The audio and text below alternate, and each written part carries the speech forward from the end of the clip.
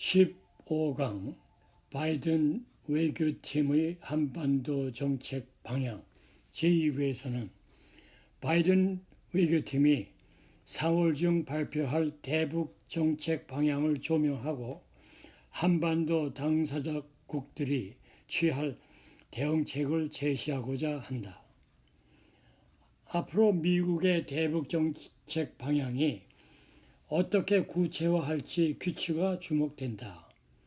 이유는 미국 대북 정책 방향에 따라 북미 관계 개선 여부와 북한 비핵화 협상의 진전 속도가 결정될 것으로 전망되기 때문이다. 나아가 북미 관계는 앞으로 남북 관계 개선 여부에도 지대한 영향을 미칠 것으로 보인다. 지난 4년간의 경험을 통해 보았듯이 국제사회의 대북 제재가 완화되지 않은 한은 본격적으로 남북협력 사업을 추진하는 것도 사실상 불가능한 교훈론이다. 아직 미국의 구체적인 대북 정책이 재검토 단계지만 다만 지난해 대선 과정에서 표출됐던 공약, 국가안보 전략 중간 지침 문건, 바이든 대통령 취임 65일 첫 기자회견, 한미일 3국 안보실장 회의를 통해 바이든 행정부의 대북 정책 기조가 대략 어떤 모습을 띠게 될지는 전망해 볼 수 있겠다.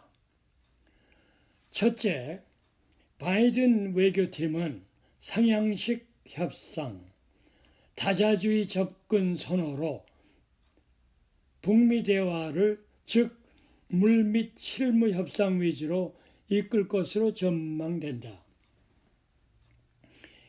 이전 트럼프 행정부가 정상회담 개최라는 하향식 방식을 통해 북한 문제에 접근하려 했던 것과는 대비된다.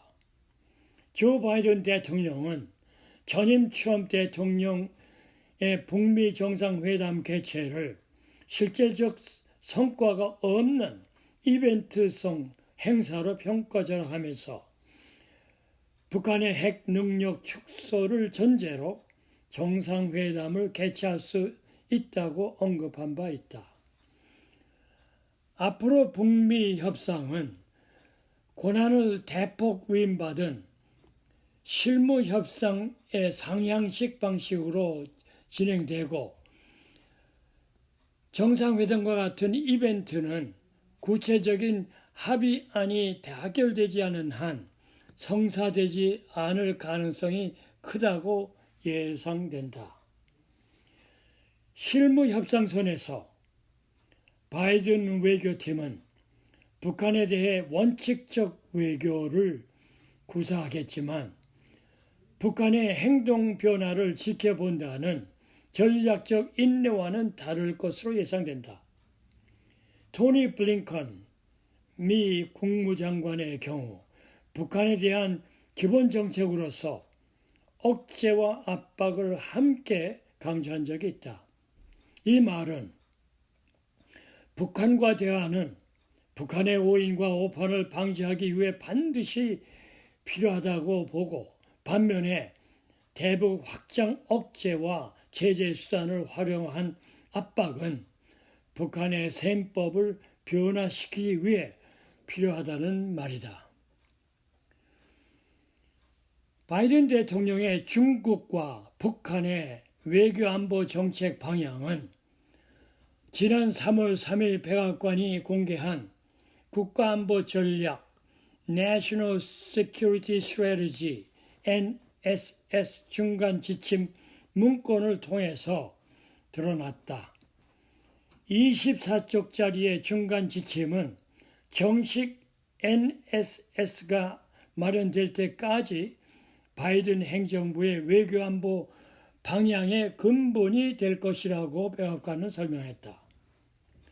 바이든 대통령은 국가안보 전략 중간 지침에서 중국을 경제, 외교, 군사, 기술력 측면에서 미국의 유일한 경쟁자로 규정하고 중국이 아닌 미국이 국제의제를 설정할 것이라고 설명하면서 중국과의 경쟁을 제1 외교 안보 과제로 삼아 대중 파상 공세를 제시했다.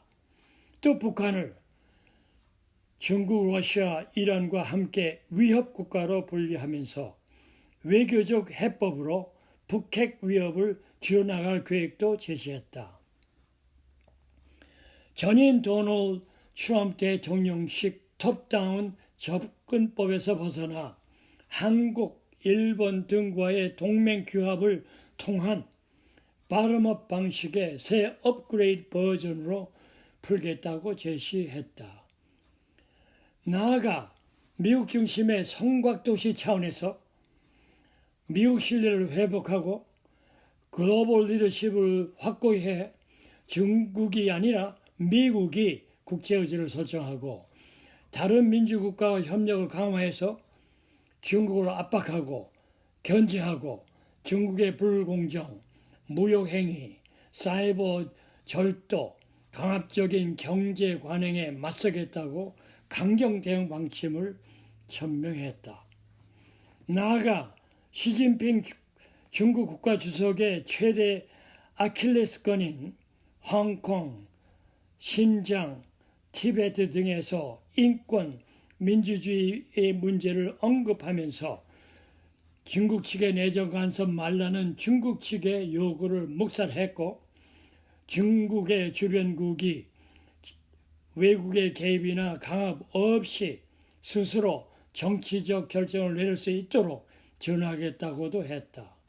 다만 이 문건은 국익에 부합할 땐 언제든 중국과 협력할 수도 있음을 시사했고 오해와 오판 위험을 낮추기 위해 중국과 실용적이고 성과 중심적인 외교를 수행하겠다고 지적했다.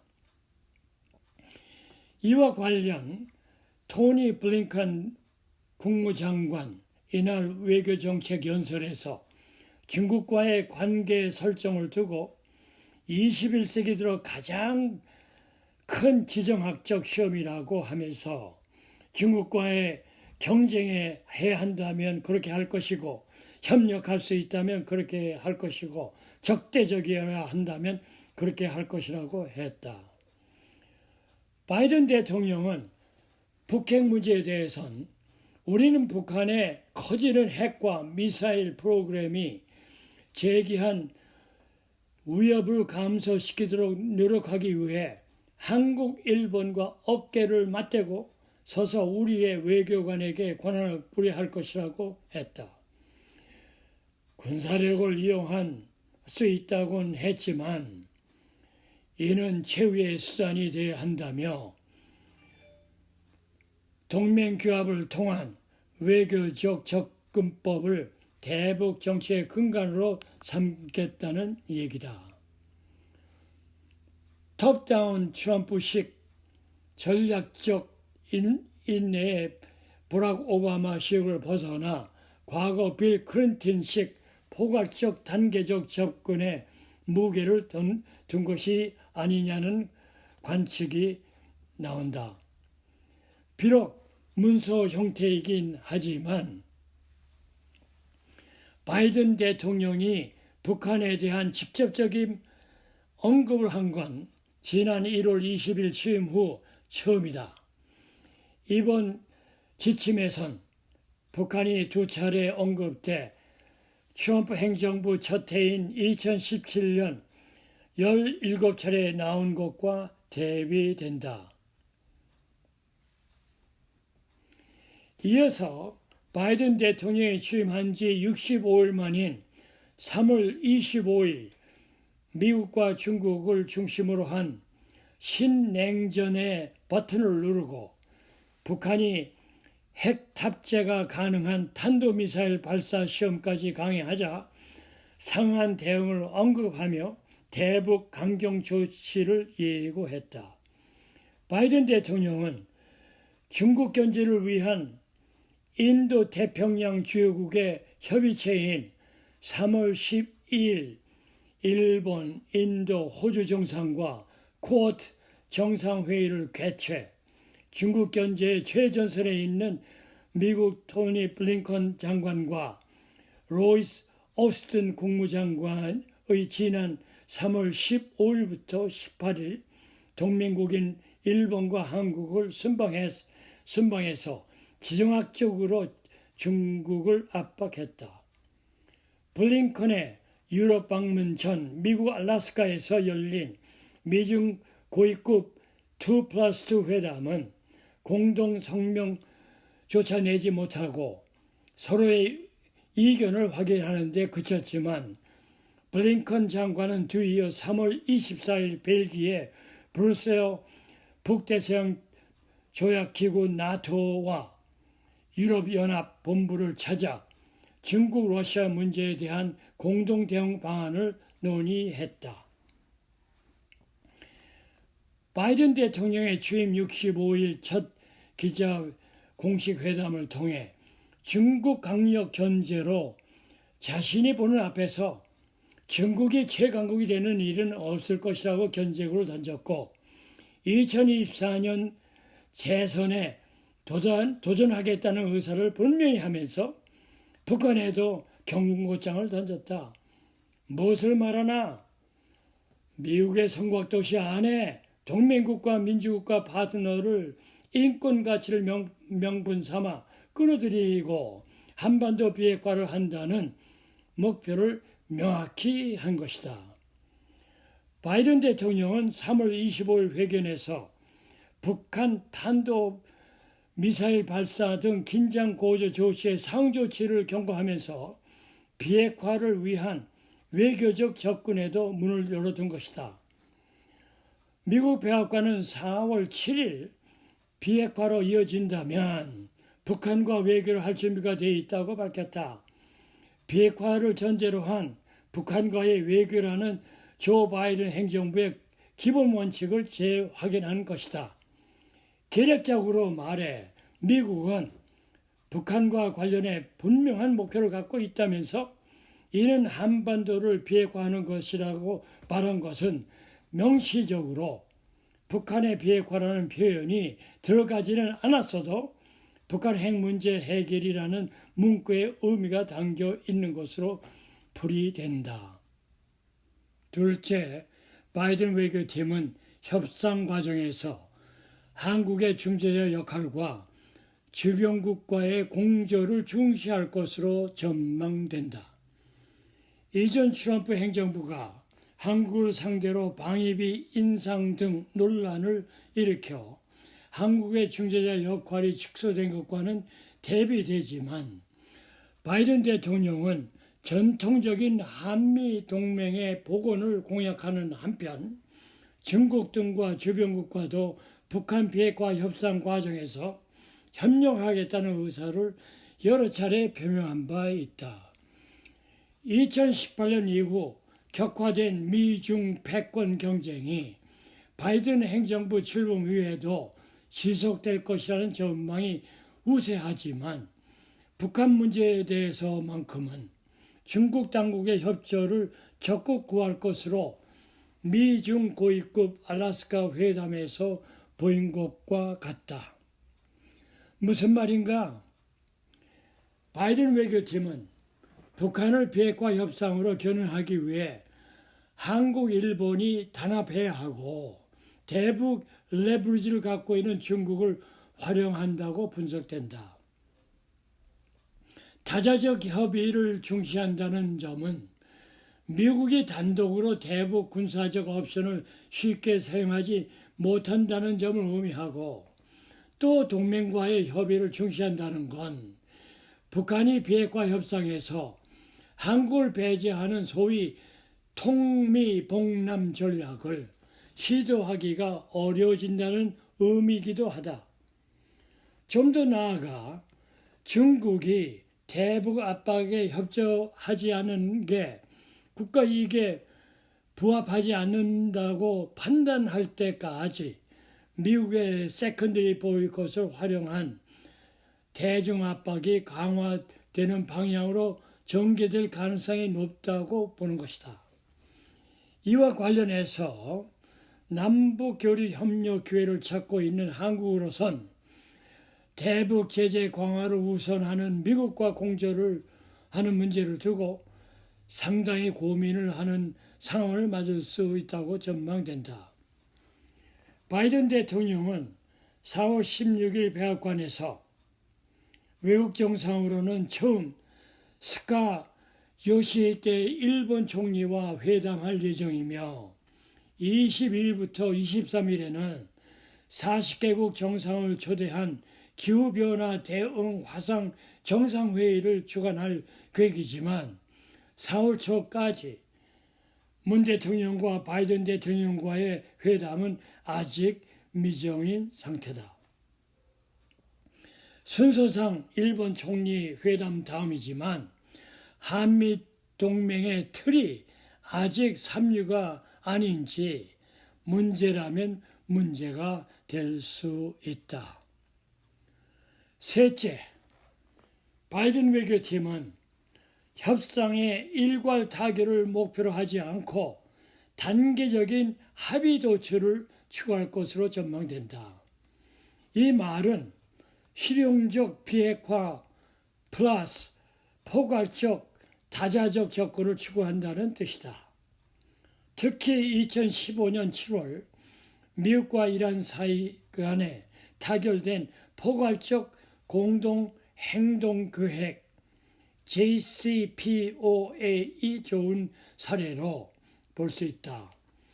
2015년 체결된 JCPOA는 이란이 15년간 우라늄 농축 수준을 3.67%에서 상향하지 않고 농축 우라늄 보유 규모를 300kg으로 유지하면 미국이 대이란 경제 제재를 해제해주는 계약이다. 그런데 2018년 트럼프 행정부가 일방적으로 합의를 깨고 이듬해부터 이란도 핵동결 감축 의무를 차츰 벗어나 4월 3일 발표대로라면 이미 이란은 20% 농축 우라늄 50kg 생산 완료한 상태다. 전문가들은 1년 내에 이란이 초기 단계 핵무기를 갖도록 만들 수 있는 속도로 보고 있다. 4월 6일 오스트리아 빈에서 막 올린 이란 핵 합의 복원 협상에서 바이든 구상은 미사일 개발 제한과 영내 도발 중단까지 자체 이란으로부터 약속을 받는 것이다.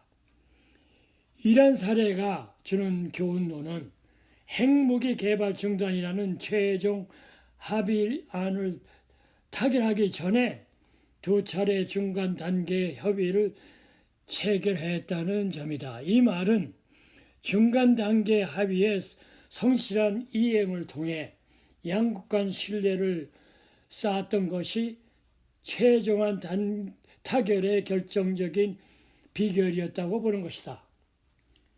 토니 블링컨 국무장관도 2018년 뉴욕타임즈 기고문을 통해 북한의 일부 핵무기 폐기와 대북 경제 제재 해제를 막교환하는 방식의 중간 단계 합의가 가능하다는 견해를 밝힌 바 있다.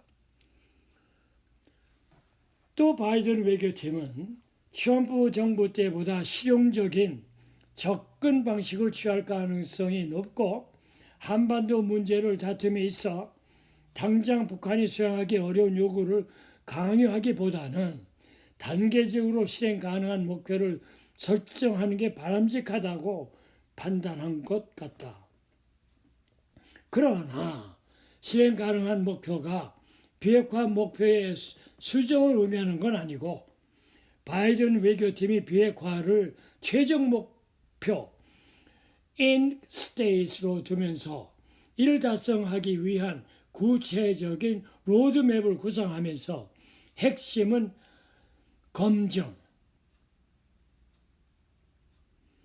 될 가능성이 높다고 본다.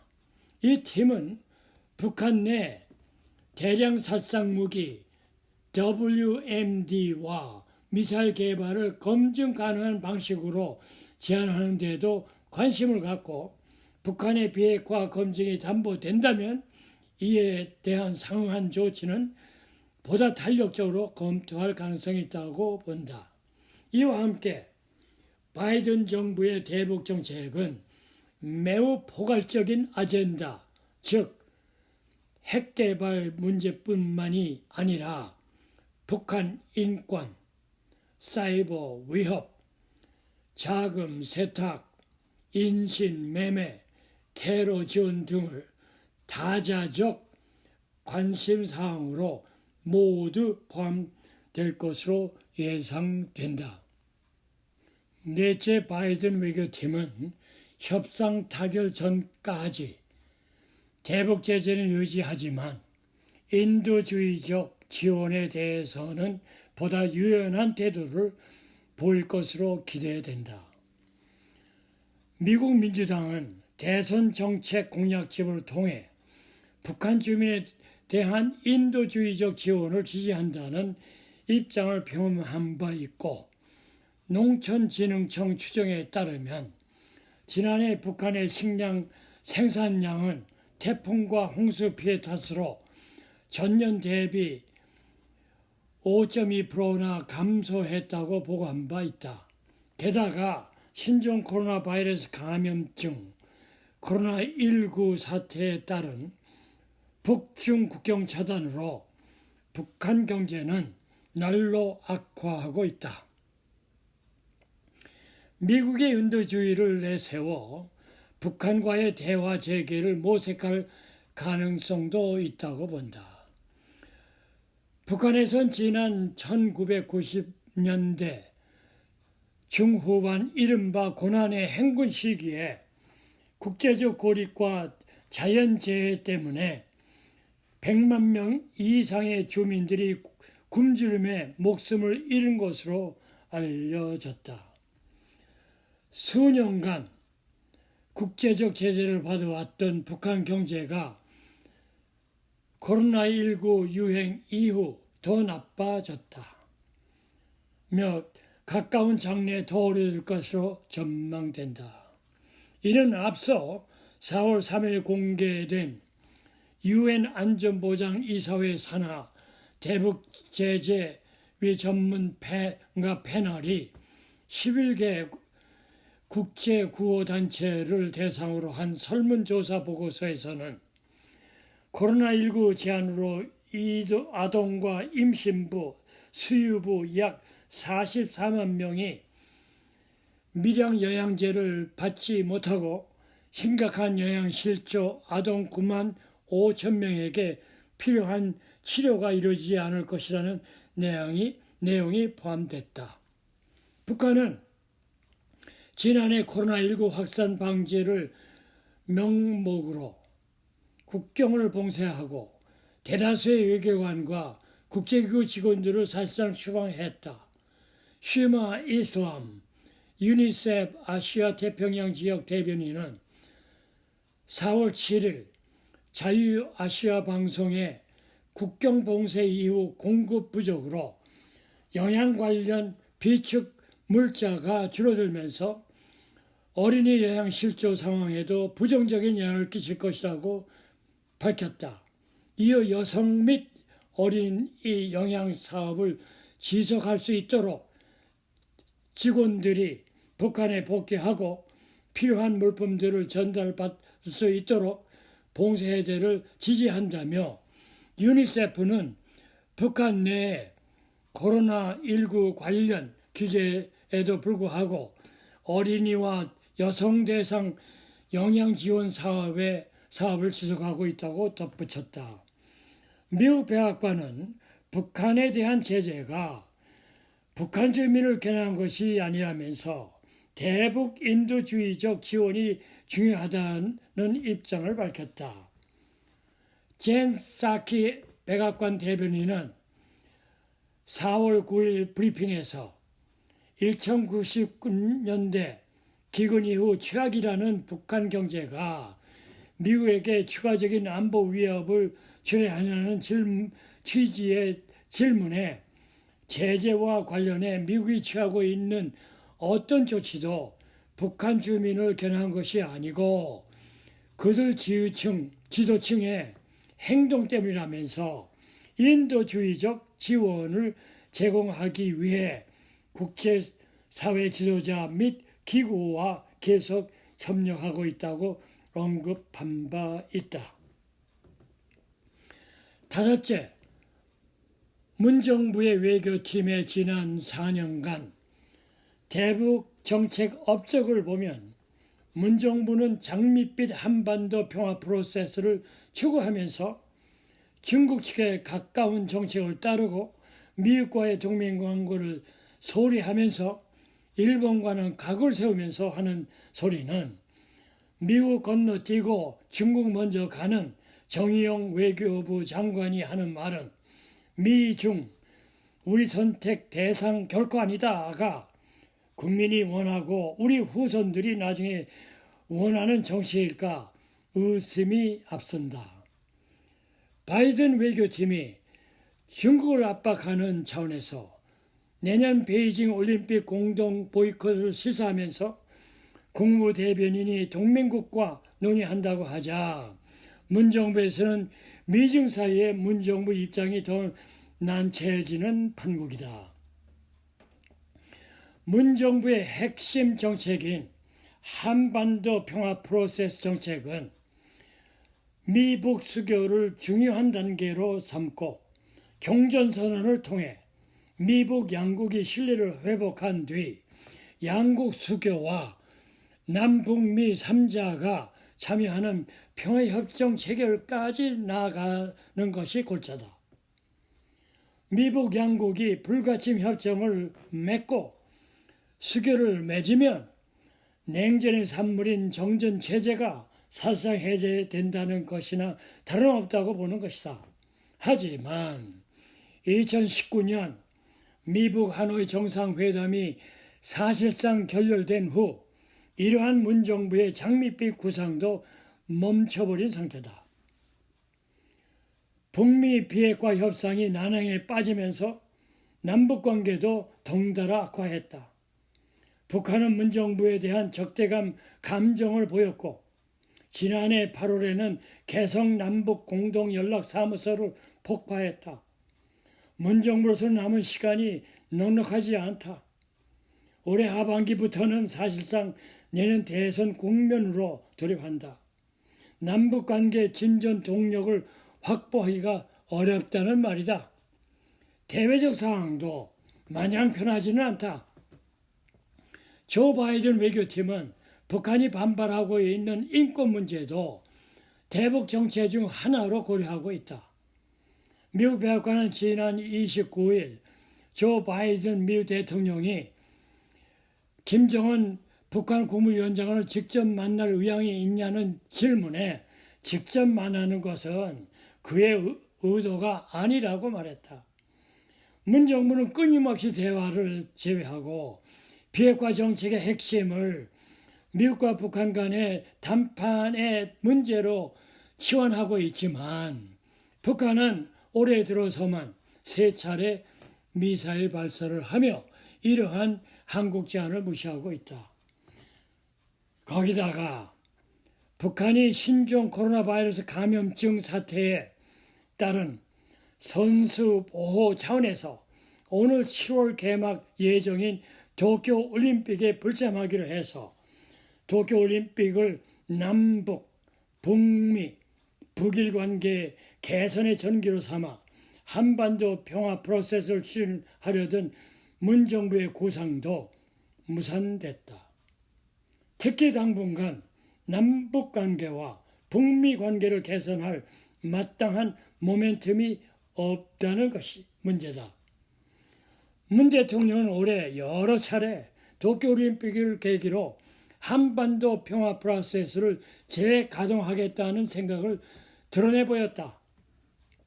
지난 3월 1일 3.1절 기념식 연설에서 그는 올해 열리게 될 도쿄올림픽은 한일 간, 남북 간, 북일 간, 그리고 북미 간 대화의 기회가 될 수 있다며 한국은 도쿄올림픽의 성공적 개최를 위해 협력할 것이라고 다짐한 바 있다.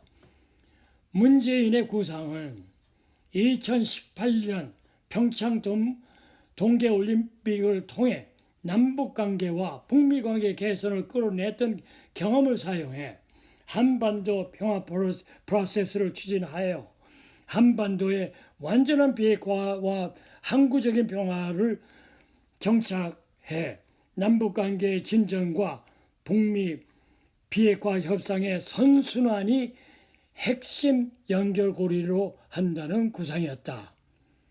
무엇을 말하나? 문정부의 한반도 프로세스는 국민을 편하게 하는 정치를 하지 않고 있다고 생각하고 있다. 잇따른 북한의 핵 위협과 남북 간의 긴장관계 지속으로 인하여 아직도 불안감이 상존하기 때문이다. 바이든 외교팀은 자유, 민주, 인권을 앞세운 가치동맹을 새로 짜고 있다. 하지만 문정부 외교팀은 북한, 중국을 의식해 거리를 두고 있다. 간극이 넓어지면 한국은 미국에 있어도 없어도 그만인 나라가 될 것이다. 한미동맹이 삼류가 되면 우리 안보 위상도 삼류가 돼요. 미국 지지가 없는데 북한이 우리와 대화도 마다하고 핵 미사일로 위협하면서 도발을 일삼을 것이다. 중국은 우리를 힘으로 무릎 꿇일 게 뻔하고 김정은에겐 경제적 지원 의사까지 밝히고 있다. 일본도 한국을 대놓고 무시할 것이다. 위신들이 4.7 재보궐선거에서 여당인 더불어민주당이 서울 부산시장 선거를 비롯해 대부분 지역에서 참패를 거둔 것을 두고 문정부의 레임덕이 가속화될 것으로 내다봤다. 4월 8일 뉴욕타임즈, 월스트리트저널 등 외신들은 보수 성향의 국민의힘 오세훈, 박형준 후보가 각각 서울과 부산에서 민주당 박영선, 김영춘 후보를 큰 격차로 꺾은 이유에 대해 집값 상승과 부동산 스캔들, 신종 코로나 바이러스 감염증 재확산과 지지부진한 백신 접종, 성과 없는 북한 비핵화 정책을 꼽았다. 월스트리트저널은 부동산 스캔들이 선거운동 과정과 최종 결과를 완전히 지배했다며 그동안 도덕적으로 더 우월하다고 느낀 문정부에 대해 실망한 유권자들이 투표로 심판한 것이라고 평가했다. 이어 선거기간 한국 유권자들은 정부 여당의 위선적인 태도를 내로남불, 내가 하면 로맨스, 남이 하면 불륜이라는 표현을 했다며 한국토지주택공사 LH 사태와 조국 사태 등으로 특권 없는 세상을 만들겠다던 문재인의 대선 공약이 무너진 것을 본 유권자들의 분노가 표현된 것이라고 덧붙였다. 지난 총선에서 민주당에 180석을 안겨준 코로나19 K-방역 성과가 이번 선거에서 오히려 걸림돌로 작용했다는 분석이다. 뉴욕타임즈도 코로나19 방역에 성공적인 모습을 보였던 문정부가 최근 불거진 코로나19 재확산과 장기화 추세, 백신 접종 지연 등으로 국민들에게 실망감을 안겨줬다고 했다. 이번 재보선은 여당과 대권을 다룰 정도로 부활한 보수층이 돌아온 것을 보여준 선거라고 했다. 이 밖에도 월스트리트저널과 뉴욕타임즈는 미중 패권 경쟁이 격화되는 상황 속에 남북관계 개선과 미중 간 전략적 모성을 기반으로 외교 정책을 펼치는 문정권에 대항해 전통적 한미동맹을 강조하고 북한의 완전한 비핵화를 강조하는 보수 세력이 외교적 담론에 있어 경쟁을 펼칠 것이라고 내다본 것이다. 끝으로 북한은 최근 개최한 8차 당대회를 통해 대미정책 기본 방향을 강대강 선대선 원칙에서 발표하면서 미국을 상대하겠다고 발표했다. 미국 등 적대 세력에 맞서기 위해 핵무기 고도화를 지속적으로 추진하겠다고 공언하면서도 자신들에 대한 적대시 정책을 철회하면 새로운 북미 관계 수립도 가능하다고 밝혔다. 또한 자신들의 전략적 기회에 상하는 대외 관계를 발전시켜 나가겠다는 원칙도 천명하면서 핵보유국 지위를 공식 인정받아 협상을 더욱 유리하게 끌고 나가려는 방침을 밝혔다. 북한은 바이든 외교팀이 북한 정책 재검토를 하는 동안 자신들의 핵무기 보유국임을 드러내고 한반도 비핵화에 초점을 맞춰 사회주의 국가 선박도시에 핵보유국으로 자리를 잡고 미국과의 핵 협상에서 동등한 위치를 보유하기 위해서 레드라인을 넘나들면서 바이든 외교팀의 대응을 지켜보고 있다. 그러면서 이제 이러한 북한의 입장 표면에 대해 바이든 외교팀이 답을 해야 할 차례라고 보고 있다. 2021년 1월 초 실시된 상원 의원 선거 결과 민주당이 상하원 입법권을 모두 석권해 신속한 정책 추진 환경이 조성되고 외교안보 라인 구성과 구체적인 대북 정책 확정이 4월 말에 발표됨에 따라 또한 북한이 8차 당대회에서 이란 등 미국의 적대적인 국가들과 협력도 강화하겠다고 천명함에 따라 핵 확산 방지를 공약으로 내세웠던 바이든 대통령으로서는 이란과 북한의 핵무기 협력 강화를 저지해야 할 필요가 있다고 분석된다. 제럴드 다이먼드 미국 로스앤젤레스 캘리포니아 UCLA 교수에 의하면 한국의 가장 큰 문제는 북쪽의 위험한 이웃 북한으로 보고 있다. 이 말은 대한민국 국민은 북한의 핵 위협에 당면해서 살아가야 한다는 말이다. 북한은 미국의 적대시 정책 철회가 북미 대화 재개 전제 조건이라고 주장하고 있기 때문에 미국의 북한 코로나 백신 제공과 인도적 지원을 통해 급격하게 국면이 전환되는 시나리오도 불가능한 일만은 아니다. 특히 미국이 북한 주민의 민생을 위한 인도주의적 지원을 지지하고 있는 만큼 남북관계가 개선되면 식량과 농자재 지원이 우선 추진될 수도 있겠다. 무슨 말이냐? 북한이 핵무기와 미사일로 북한 주민의 식량난과 어려움을 이겨내는 데는 한계를 느끼면서 정권 유지 차원에서 정치 개입 옅은 민간 부분 간 협력을 선호하기 때문에 민간 차원의 선제적 접근 방법도 남북관계 개선의 문코를 뜰 수 있는 계기가 될 수도 있겠다. 북한은 현재는 물론 미래 안전이 보장될 때까지 핵 능력을 유지한 상태에서 자력갱생을 통해 제재를 극복해 나가겠다는 조건부 핵무기 보유국 전략을 표출하고 미국의 제재를 극복하는 과정에 있다. 미국 대북 정책 검토 과정에서 미국의 북핵 비핵화 대신 한반도 비핵화 이슈를 내걸면서 자신들의 핵보유국 전략을 유지하고 있다.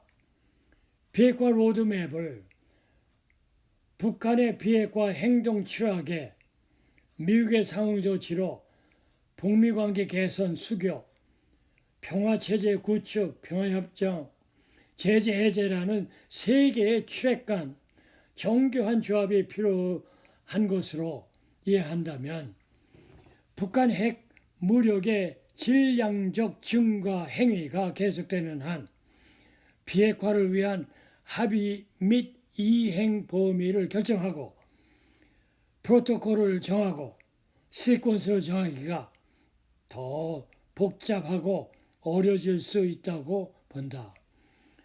무엇을 말하나 김정은의 무력 통일 구상은 전술 핵무기를 사용하여 3대에 걸쳐 추구하는 무력 통일을 달성한다는 것이다. 전술 핵무기란 국지전에서 쓰이는 폭발력이 상대적으로 작은 소형 핵무기다. 반면 전략 핵무기는 적 주요 거점을 목표로 쓰이는 대형 핵무기로 사정거리가 길고 탄도 위력이 크다. 김정은은 전략 핵무기를 통해 미국에 대한 핵 억제력을 확보한 후 전술 핵무기로 한반도 안에서 주도권 장악, 적화 통일 등 현상 변경을 위한 강압수단으로 활용하는 방안이다. 이어 핵 탄두를 장착한 단거리 미사일과 방사포를 실전 배치한 후 핵무기 사용을 위협하며 한미의 전략적 선택지를 제한한다거나 전시의 핵무기를 활용해 주도권을 확보하고 전쟁 종교를 유도하는 방안이다. 2021년 미국 바이든 행정부 출범과 함께 한반도의 운명도 새로운 분기점을 맞고 있어 앞으로 한반도 운명이 어떻게 귀착될지 비상한 관심을 가지고 지켜볼 일이다. 끝으로 한반도 당사국들이 취할 대응책을 알아보자. 외교 전문가들은 최근의 한반도 질서 재편 과정이 2차 세계대전 이후 구축된 얄타 체제, 냉전 시대와도 유사한 점이 많다고 지적한다. 미국이 중국을 포위하기 위한 자유진영의 경제 군사적 동맹이 교체하고 이에 대한 중국의 반발이 거세지면서 국제 질서가 냉전 시대와 평화 공존의 시대를 지나 본격적인 디지털 시대의 신냉전 체제로 진입하고 있다고 진단된다. 그레햄 앨리슨 미국 하버드대 교수는 신냉전 시대와 다름없는 미중 갈등 양상이 이어지고 있다고 평가하고 도널드 트럼프 전 정부보다 바이든 정부에서 오히려 더욱 정교하게 중국을 압박하는 양상이 이어질 가능성이 있다고 덧붙였다. 바이든 정부는 실제 그린 네트워크와 쿼드 플러스 등 미국의 대중국 견제 정책은 냉전 시대 당시 미국 주도의 마셜 플랜, 북대서양 조약기구 네이토 등과도 흡사하다는 게 대체적인 평가다.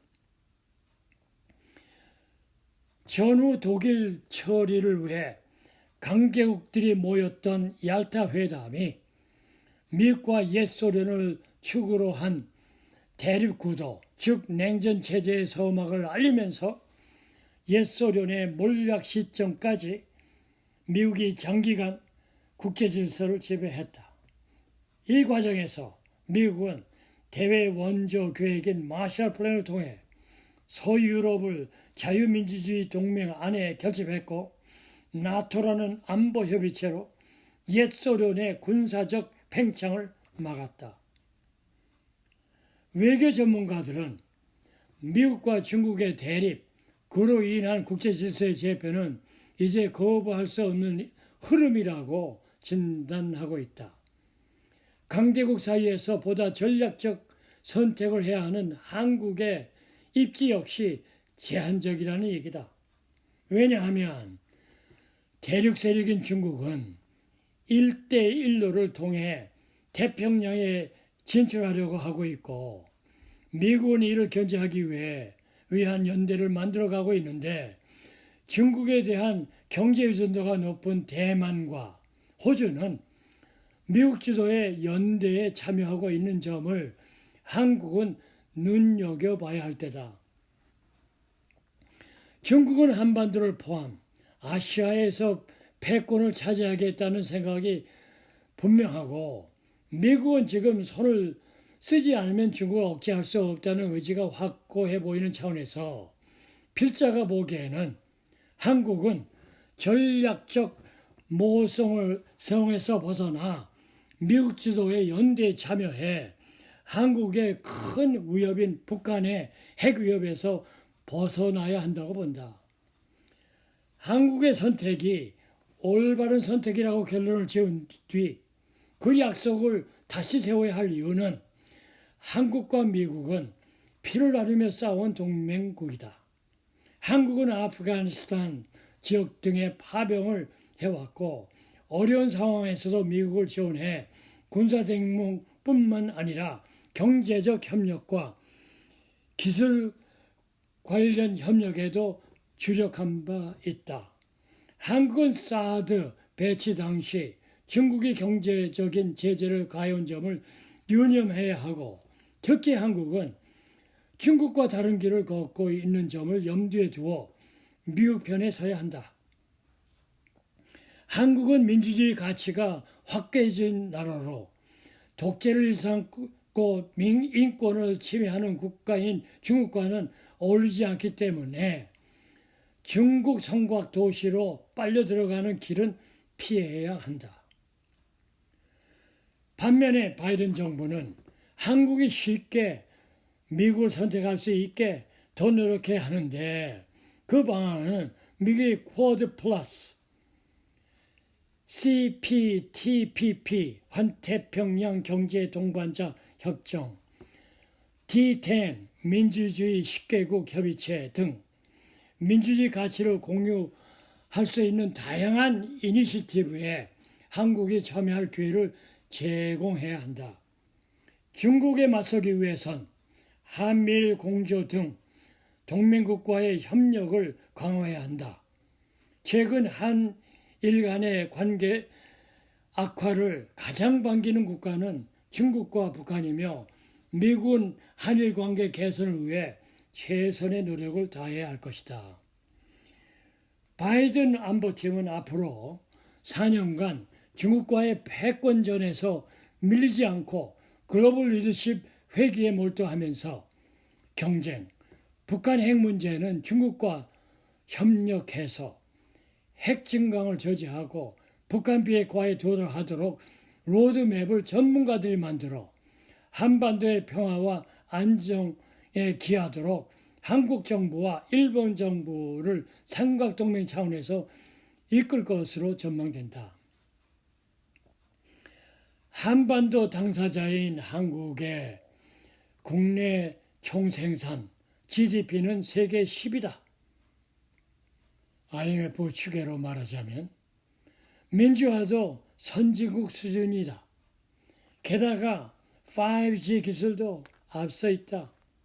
중국과 미국이 각각 자기들의 성곽도시로 끌어들이는 데 필요한 지정학적 위치와 5G 기술이 있는 선진국 강소국이 될 수 있는 여건이 있는 중요한 나라다.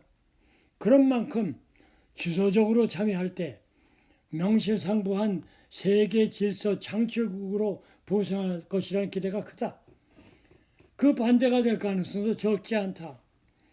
문정부 외교 안보팀 나팔수들은 북한에서만 사고의 회로가 획 변한다. 모든 문제를 북한 입장에서만 살펴야 된다. 그래서 제정한 것이 대북 전단 금지법으로 대한민국은 어느 날 갑자기 사류급의 반인권 국가로 전락했다.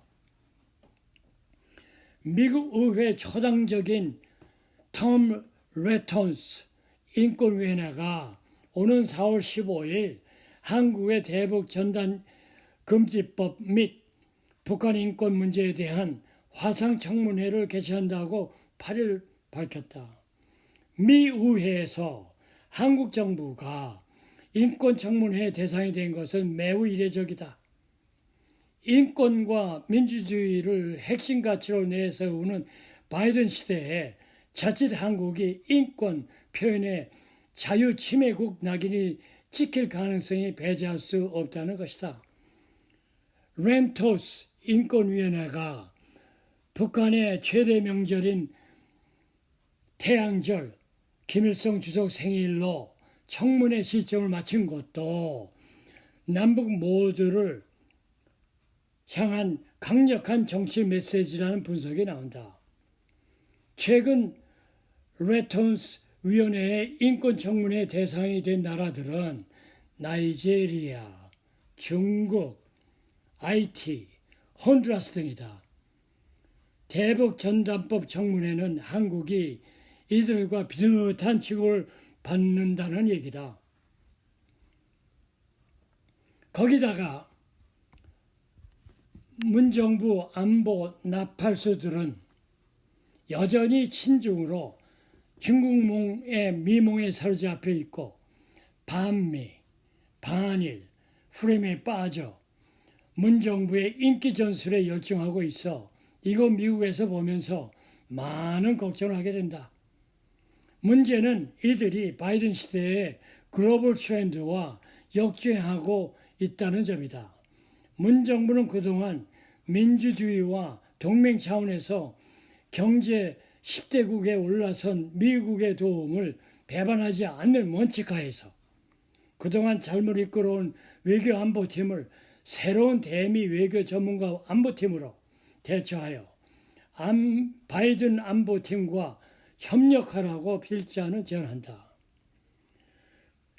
코로나19 팬데믹 이후 국제질서의 트렌드를 앞으로 내다보면서 5천년 역사의 획기적인 정치를 빼고 많은 발전을 거둔 대한민국을 후손에게 물려주는 차원에서 문정부는 지금이라도 할 수 있는 일과 할 수 없는 일을 구분해서 잘못된 외교안보 정책을 바른 길로 잡기를 제안한다.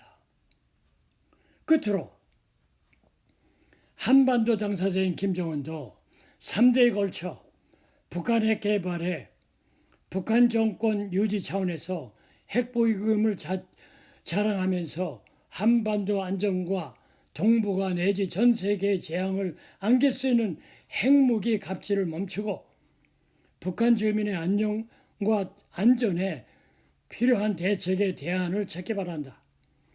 김정은이 원하는 연방제 통일과 무력을 사용한 통일은 미국과 일본, 한국이 한반도에서 동맹으로 유지하는 한 불가임을 알고 대안을 찾아 불행한 일은 피하기 바란다. 남북한 한민족이 코로나 이후 핵전쟁은 피하고 평화통일을 이루기 위해 필자가 제시한 통일 한국의 비전을 김용재 한반도 통일론 서울 박영사 2012년을 참조하기를 기대하면서 이 강의를 끝낸다.